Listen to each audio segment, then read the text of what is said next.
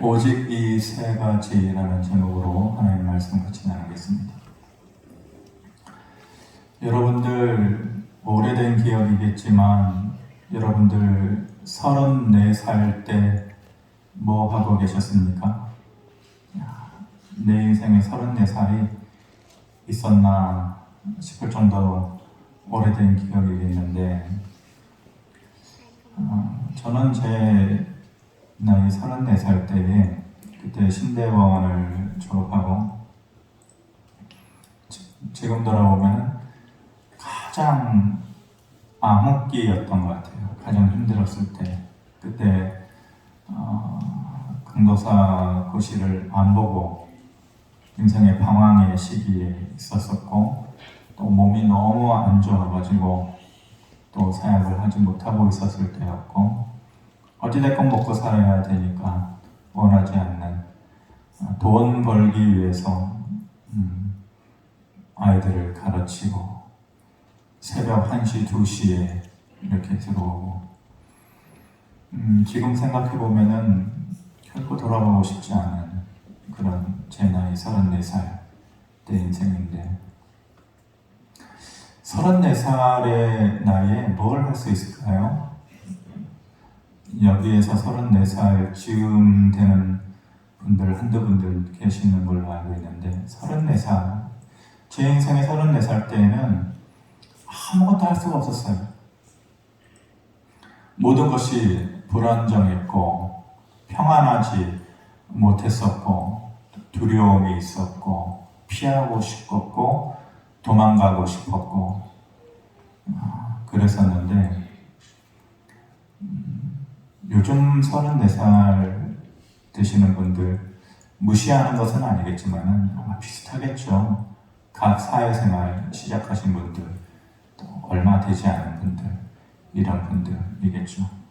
아마 세상을 향한 불안정함 또 두려움 또 자신을 향한 또 왜소한 자신을 바라봐야 되는 마음 아픔 이런 것들이 공존하는 시기가 34살 아닌가.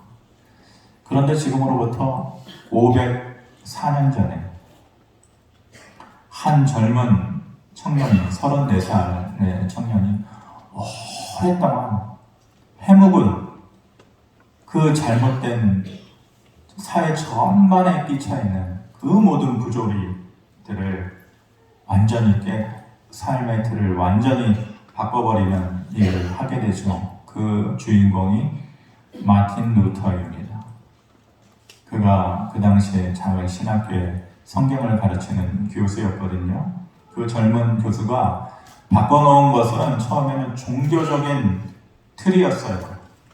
그것을 바꿔놓으려고 한 것인데 그것이 사회 전반적으로 모든 것을 바꿔놓는 도화선이 된 거죠. 그래서 그 나중에 우리가 504년을 지내오면서 국가가 바뀌게 되고 사회가 바뀌게 되고 정치가 바뀌게 되고 철학이 바뀌게 되고 문화가 바뀌게 되고 살아가는 삶의 방식이 다 바뀌어지게 되었어요. 그것이 바로 1517년에 있었던 루터의 종교개혁이에요. 오늘이 종교개혁주일 504주년 되는 날이거든요. 때로는 기억되어져야 하는, 기억해야 하는 그 정신이 있는 거죠. 우리가 살아가면서 먹고 사느라고 바쁜 삶을 살아가는 그 믿음의 기본 원리, 그리고 핵심이 되는 생명의 기본 축이 되는 것, 그것을 우리가 때로는 다시 새기고 기억을 해야 되는 것입니다. 말씀을 준비하면서 루터라는 사람의 인간적인 면을 좀 보고자 했어요. 감정이입을 좀 잘하는 편이잖아요. 내가 루터였다면 어땠을까? 감히 그렇게 못하겠지만 인간적인 면을 들여다보면서 그가 가진 두려움이 느껴지더라고요. 아주 평범한 인간이었어요. 내가 종교개혁을 해서 세상을 바꿔놓아야지 라고 하는 그러한 특별한 사명감이 있지 않은 사람이었어요. 그가 비텐베르크 성당 앞에서 거대한 바위와도 같은 그 카톨릭 교회의 잘못된 점에 대해서 95개의 조항에 대한 반박문을 걸어놓으면서 그가 가졌을 두 가지의 두려움이 느껴졌어요. 첫 번째는 살아가는 것에 대한 두려움이고, 두 번째는 죽어가는 것에 대한 두려움. 제 마음속에 그렇게 느껴졌어요. 첫 번째, 사는 것에 대한 두려움은 뭔가? 그런 아버지에 대한 두려움이 있었어요. 아버지는 루터가 좋은 법률가가 되어서 그도 명성을 잃고 가지게 되고 가정에 좀 빛이 되어주기를 바랬는데 힘들었어요. 자기에게 맞지 않은 일이었어요. 음악을 좋아했는데 자기가 좋아하는 일을 하지 못하고 억지로 맞지 않는 옷을 입어야 하는 그러한 삶에서 느껴지는 그 살아가는 삶의 무미건조함, 그것 때문에 힘든 거예요. 거기다가 자기가 성경을 가르치는 교수이기는 하지만 기쁨이 없어요. 그 안에서 느껴지는 진리의 참된 자유함이 없어요. 죄의 문제를 해결하지 못하는 불완전한 그러한 믿음의 상태, 그리고 자기 자신의 모습이 들여다보이는 거죠. 삶의 의미를 찾지 못해요. 이렇게 사는 게 사는 걸까? 그 문제가 계속해서 그를 괴롭히는 거예요. 첫 번째, 이렇게 살아가는 것에 대한 삶의 두려움이 루터에게 있었어요. 두 번째는 죽어가는 것에 대한 두려움이었어요. 그 당시 로마 가톨릭 교회는 세상의 모든 것의 기준이고 중심이었거든요. 교황과 사제들이 세상의 중심이었어요. 심지어 하나님마저도 그들을 어찌할 수 없다라고 말할 정도로 잘못된 것이지만은 그만한 위치와 힘을 가지고 있는 사람들이었어요. 부패하고 타락했던 교회의 중심이었던 사람들이에요. 세상을 좌지우지할 수 있는 충분한 힘을 가지고 있었던 사람들이에요. 그런데 그들을 향해 세상에 보란듯이 그렇게 공개적인 장소에 그들의 잘못된 행위들, 잘못된 신앙의 틀들을 조목조목 대자보 써붙이듯이 쫙 붙여서 써붙인다는 것은 결함으로 바위를 치는 것과 같은 무모한 짓이에요. 무모한 행동에서 그치는 것이 아니에요. 34살의 젊은 나이에 그러한 자기 행동 때문에 사람들 앞에서 갈기갈기 찢어질 수도 있고 화형을 당할 수도 있다는 그러한 죽어가는 것에 대한 두려움이 그에게 분명히 있었을 거죠. 몇 날 며칠이 아니었겠죠. 내가 이걸 해야 되나? 이걸 써붙여야 되나? 이걸 사람들에게 알려야 되나? 내 몸이 갈기갈기 찢어질 텐데. 뜨거운 불 위에서 화형을 당할 수도 있는데 그런 인간적인 두려움이 왜 없었겠어요? 그런데 그가 가지고 있는 이 모든 삶에 대한 두려움, 그리고 죽어가는 것에 대한 두려움 생각을 다 극복하고 그는 결국 종교개혁을 이루어낸 거죠. 그의 마음속에 자리 잡고 그를 버틸 수 있게 해준 세 가지의 확신이 그를 붙잡아 준 거예요. 그것이 원동력이 되어서 종교개혁을 성공시킬 수가 있었던 거예요. 문득 말씀을 준비하면서 이 세 가지의 기준이 루터를 살려주었다면 이것이 우리에게도 똑같이 적용되지 않을까? 살아가는 삶의 문제, 죽어가는 문제, 이렇게 사는 게 사는 걸까? 이게 정말 기쁜 걸까? 이게 정말로 행복한 걸까? 그러한 삶의 문제가 우리를 짓누르고 죽을 것 같은 삶의 그 무게감을 가지고 살아가는 우리에게도 이 세 가지의 확신이 있다면 루터가 그것을 붙잡고 이겨낸 것처럼 우리도 그러지 않을까 싶은 생각이 들었습니다. 첫 번째 그 확신이 뭡니까? 오직 믿음으로. 솔라 피데. 로마서 1장 17절에 이렇게 말씀합니다. 복음에는 하나님의 의가 나타나서 믿음으로 믿음에 이르게 하나니 기록된 바 오직 의인은 믿음으로 말미암아 살리라 함과 같으니라. 이게 루터가 종교개혁을 할 수 있도록 그의 마음에 가장 중심적인 핵심 역할을 해주는 그런 말씀이 된 것이에요. 그렇다면 오직 믿음으로 살아가라고 하는데 뭐에 대한 믿음인가? 우리가 말씀을 형식적으로 받아들입니다. 실질적으로 받아들입니다. 뭐에 대한 믿음인가? 좀 전에 말했지만 그 당시에 로마 카톨릭의 교황과 사제들은 눈에 보이는 존재로서는 최고의 권위를 가진 사람들이었어요. 하나님보다 더 높은 존재감을 가졌다라고 말하는 사람들이었어요. 그들은 자기 자신들을 통해서만 복을 받고 자기 자신들을 통해서만 하나님을 만날 수 있고 자기 자신들을 통해서만 병고침을 받고 행복해 할 수 있다라고 그렇게 믿게끔 사람들을 만든 거예요. 말도 안 되지만은 그 당시에는 어쩔 수 없어요. 그렇게 믿을 수밖에 없었어요. 그런데 루터가 생각해보니까 아니에요. 아무리 곱씹고 생각해봐도 그게 아니에요. 로마서 1장 17절에서 해답을 얻고 용기를 얻은 거예요. 교황과 사제를 통해서가 아니라 믿음을 통해서만 하나님께 가까이 나아갈 수 있고 믿음을 통해서만 죄의 사함을 받을 수 있고 믿음을 통해서 병고침을 받고 하나님께 가까이 나아가고 삶의 행복을 얻을 수 있다는 것을 마음속에 확신을 한 것이에요.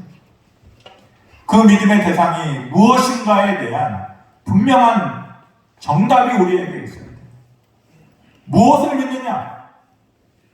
바로 우리의 죄를 위하여서 십자가를 지시고 그리고 다시 한번 부활의 능력을 보여주심으로 인하여서 우리에게 구원의 열쇠를 주신 예수 그리스도가 아니고서는 그 믿음의 대상은 다른 모든 것은 거짓된 것이다. 예수님께서 우리와 하나님 사이에 십자가의 다리를 놓으셨기 때문에 우리가 하나님께로 나아갈 수 있는 것이다. 그 예수 그리스도를 통하지 아니하고서는 그 예수 그리스도를 내 안의 구주로 모셔드리지 아니하고서는 인생의 해답을 얻을 수 있다. 믿음의 대상이 예수 그리스도가 아니고서는 예수 그리스도를 통해서만 우리가 하나님 앞에 나아가고 인생의 문제를 해결할 수 있다라는 것입니다. 그런데 우리가 믿는다라고 하는 건 추상적이죠. 믿는다라고 하는 우리의 말들, 입술의 말들 수천 번, 수만 번 하면서 살아갈 거예요. 그런데 믿는다라는 거 그렇게 추상적이어야 되는 거 아니에요. 뭘 믿어야 되는 것이에요? 단순히 입술의 고백으로 믿어요, 교회 다녀요, 예배 잘 드려요, 그런 게 믿는다라는 건가요? 그렇지 않아요. 믿는다라는 것은 예수님께서 내 안에 들어오셔서 이제는 예수님이 내 안에 주인이 되어주시는 삶, 그게 믿는 거예요. 실질적으로는 그런 거예요. 내 입에서 믿는다라는 고백으로 끝나는 것이 아니라 예수님께서 내 옷자락을 끄집어서 보면은 마치 내 안에 내주하시는 것 같이 느껴지는 거예요. 예수님께서 내 안에 주인이 되어주시는 것이 늘 내 안에 계시다라는 것이 의식되어지는 것이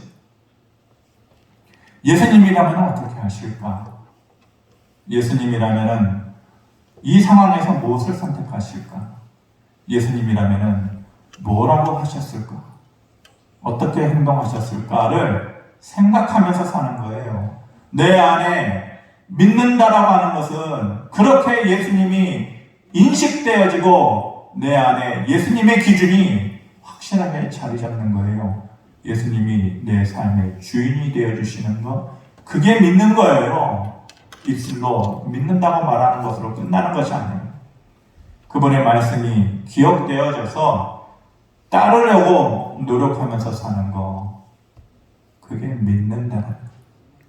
오직 믿음으로 돌아가야 된다는 것은 믿음의 대상이 예수 그리스도요, 믿음의 행위는 내 안에 주님께서 주인이 되어주시는 삶을 만들어가는 것, 그게 믿음으로 돌아가는 것이. 두 번째로 오직 은혜, 솔라 그라치. 로마서 5장 6절, 8절, 10절에 이렇게 말씀하십니다. 6절을 제가 8절을 여러분이 10절 같이 읽겠습니다. 우리가 아직 연약할 때에 기약대로 그리스도께서 경건하지 않은 자를 위하여 죽으셨도다.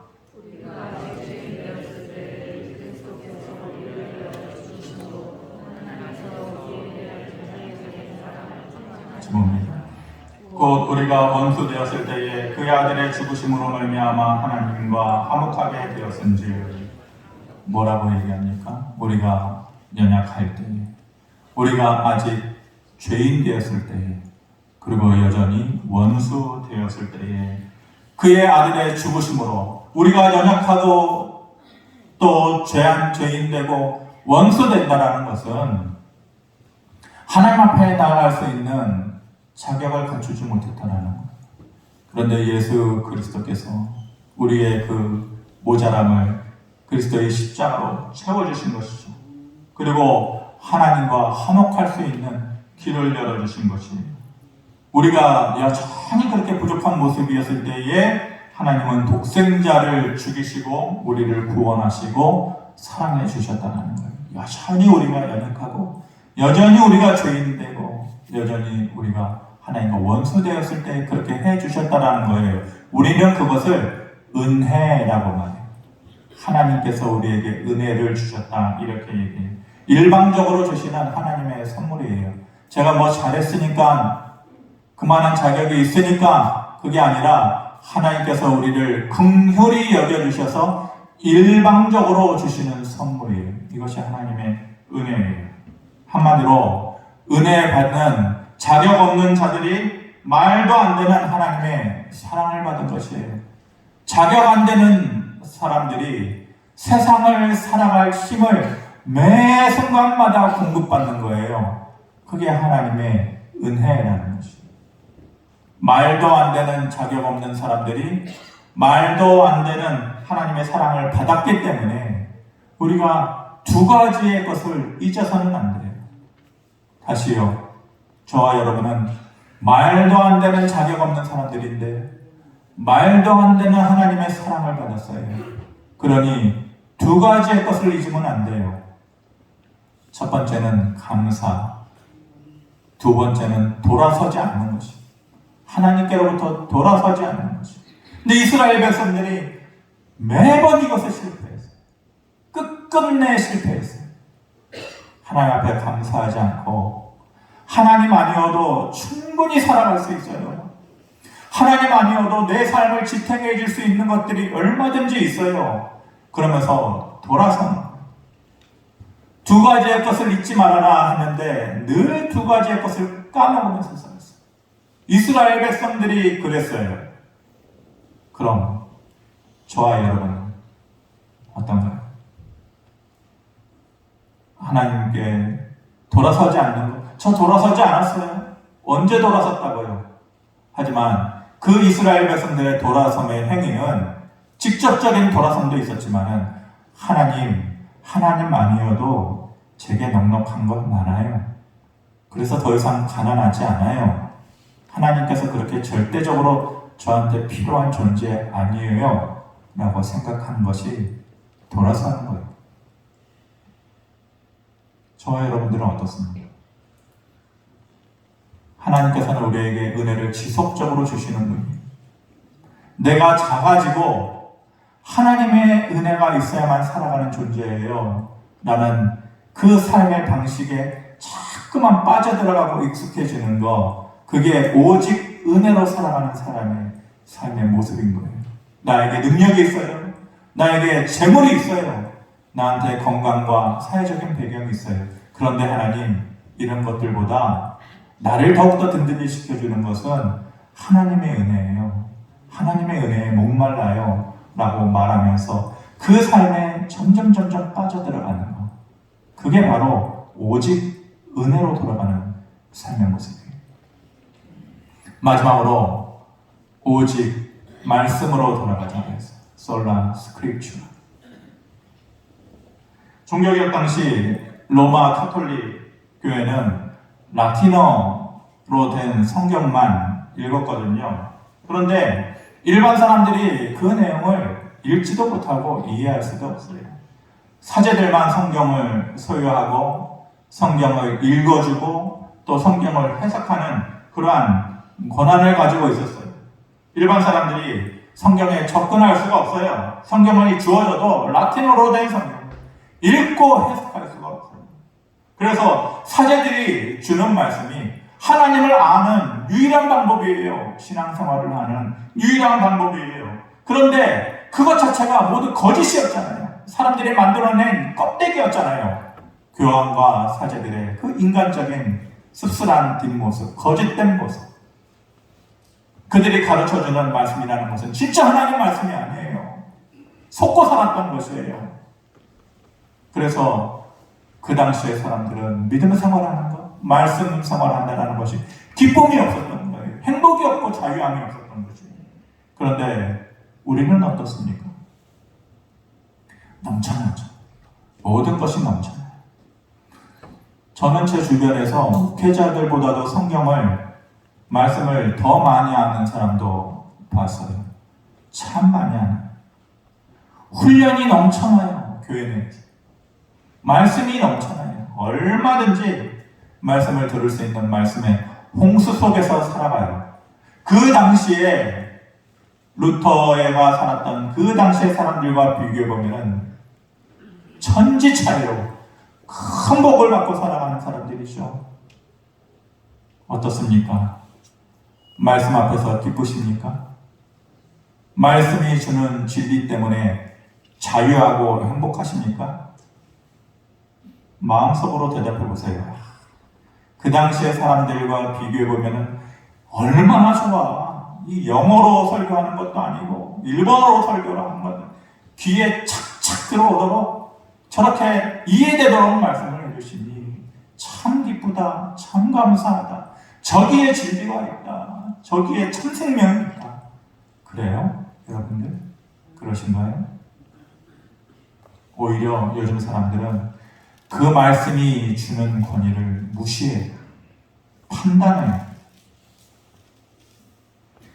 오히려 말씀의 홍수 속에서 살아가는데 자기가 말씀 밑에 들어가 있는 것이 아니라 말씀 위에 자기가 서 있어요.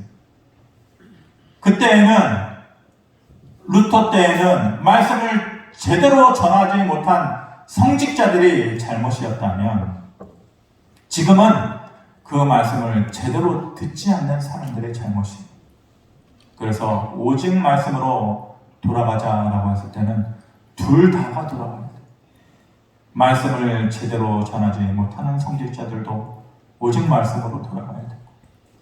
말씀 위에서 말씀을 나한테 맞추려고 했던 듣는 귀를 가지지 못했던 사람들도 다시금 온전한 말씀으로 돌아가야 되는 것이죠.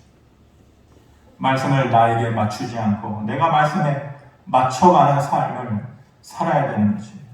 말씀이 내 귀에 착착 달라붙고 흡족해서 은혜 받았다고 만족하고 그걸로 끝나는 것이 아니라 그걸로 돌아서는 것이 아니라 하나님께서 주시는 말씀을 들으면서 내 마음이 무거워져요. 그리고 나는 어떠한가? 그 말씀에 비추어 봤을 때 나는 어떠한가? 내 삶은 어떠한가? 초대교회에 베드로의 설교를 들었을 때 사람들이 뭐라 그랬어요? 어찌 알고 그 말씀 앞에 나는 어찌 알고 우리가 말씀 앞에 설 때 내 삶을 어찌 알고 내가 어떻게 살아가야 알고 그렇게 고민하는 삶이어야 되는 것이 이런 삶이 다시 말씀으로 돌아가는 삶입니다. 루터는 이 세 가지의 것 오직 믿음, 오직 은혜, 오직 말씀으로 라는 것이 확실해지니까 삶에 대한 두려움, 죽어가는 것에 대한 두려움을 이길 수가 있었어요. 여러분들 먹고 사느라고 바쁜 삶이죠. 요즘 같으면은 정말로 남 신경 쓸 수도 없을 정도로 나의 한 몸 가늠해서 살아가기도 힘든 그런 시기 아닙니까?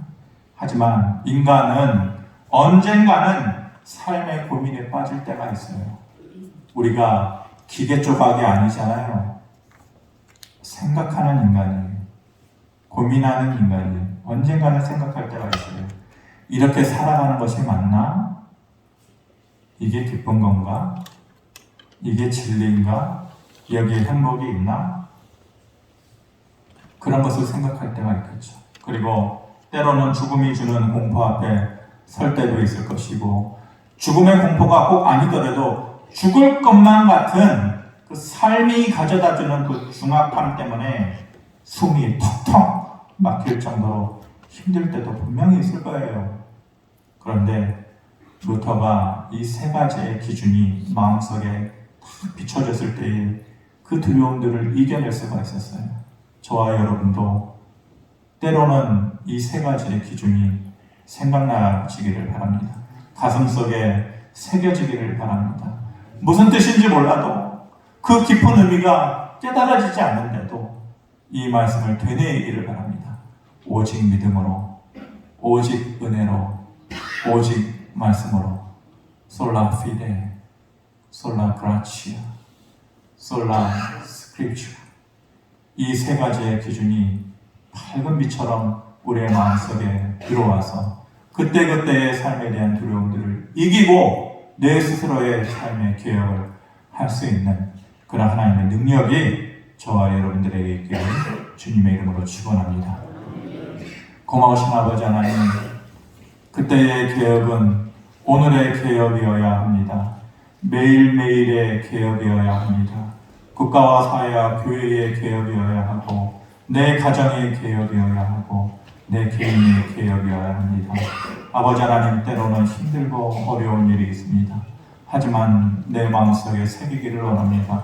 오직 믿음으로, 오직 은혜로, 오직 말씀으로 이것이 기억되어질 때마다 우리 안에 새로운 믿음과 삶의 용기가 생겨나게 하여 주시옵소서. 예수 그리스도의 이름으로 기도하옵나이다. 아멘.